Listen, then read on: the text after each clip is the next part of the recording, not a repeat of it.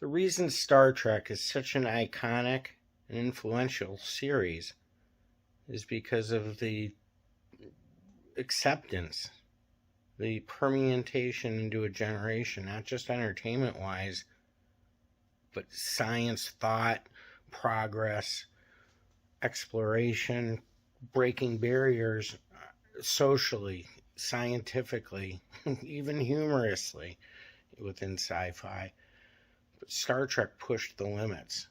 And in 1992, the Smithsonian Institution did an exhibit on Star Trek, having both costumes and more importantly, props from the show. And the entire original cast showed up for it, and as you'll see Shatner say it really changed his mind about the importance of Star Trek, but the Smithsonian was recognizing it. But many of the devices that were used in Star Trek have become reality, and good sci-fi can push and prompt scientists to achieve what the authors have created. If they can imagine it, someone can try to target doing it. And that's what made Star Trek great. I don't want any Wookiees hunting me down, you Star Wars freaks. And if any of you Hobbit people come after me, I will sick the Amish on you. Influence on its viewers is Star Trek. The folks at the Smithsonian's Air and Space Museum in Washington think enough of it to put costumes and props from the show on display. John Holloman was there for the opening, along with the original cast of the science fiction series. Space, the final frontier.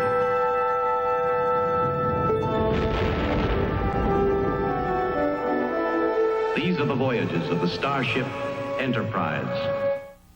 25 years after it was first shown on television, the show Star Trek still has a huge following.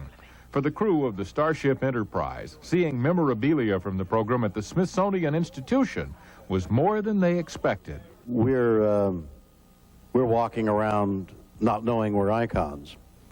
But coming here to this museum has actually opened my eyes. I see it in a perspective that I had never really seen it before.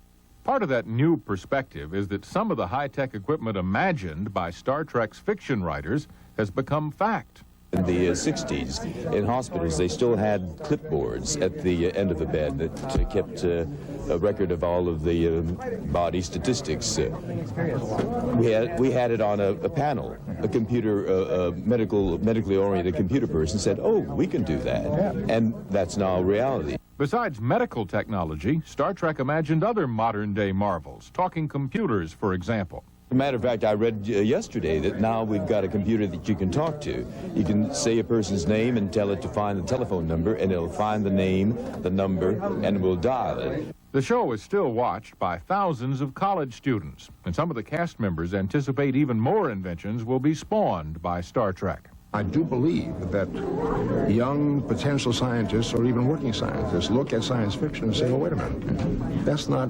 impossible. If we could do A, B, and C, we could accomplish that. We could move an object from place to place. We could achieve that speed of flight to escape the atmosphere."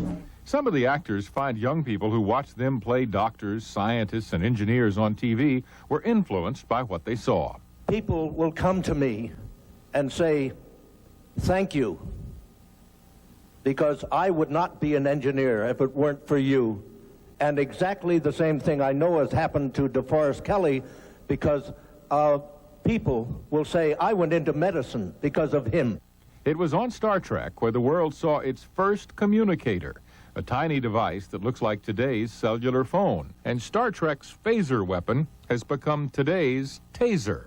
The curators of this exhibit say that putting Star Trek in the Smithsonian Air and Space Museum might stimulate today's young people to become the doctors, scientists, and engineers of tomorrow. The show tried to do more than show machines. It attempted to predict how Earthlings would interact with beings from other planets. Often, the 23rd century examples paralleled problems of the 60s, but with a futurist twist. An example, The fully integrated Enterprise crew had a difficult time understanding this alien problem. I failed to see the significant difference. Loci is white on the right side. All of his people are white on the right side. Sensible solution to all this. Even Star Trek's prime directive of non-interference with other cultures was written as reaction to the Vietnam War. Bones. Do you remember the 20th century brush wars on the Asian continent? Two giant powers involved, much like the Klingons and ourselves. Neither side felt that they could pull out. Yes, I remember. It went on bloody year after bloody year. Despite criticism that giving exhibition space to a fictional TV show has no place in a science museum, the Smithsonian staff believes it could attract 2 million more visitors to the museum between now and September, helping to teach science and values to future generations. John Holloman, CNN Future Watch. The original Star Trek series was only on the air from 1966 to 1969, but it's still seen in reruns, and 6 movies have been made by the original cast. Plus, the syndicated series Star Trek: The Next Generation has already been on the air longer than the original series.